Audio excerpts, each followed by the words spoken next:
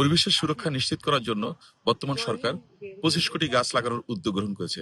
এতে তাপমাত্রা কমবে এবং বৃষ্টির পরিমাণ বৃদ্ধি পাবে এবং আমাদের সবুজায়নের পরিমাণও অনেক বৃদ্ধি পাবে। আমরা সুন্দরবনের সুরক্ষা নিশ্চিত করার জন্য অনেকগুলো উদ্যোগ নিয়েছি।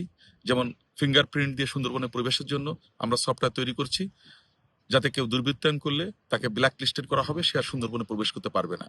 ঠিক তেমনি আমরা ড্রোনের মধ্য দিয়ে সুন্দরবনের যে মনিটরিং সেটা জোরদার করেছি এবং আর এই কারণেই আমাদের কিন্তু এবছর অগ্নিকাণ্ডের কোনো ঘটনা ঘটেনি, যেটা গত 22 বছরে 23 বার অগ্নিকাণ্ডের ঘটনা ঘটেছে।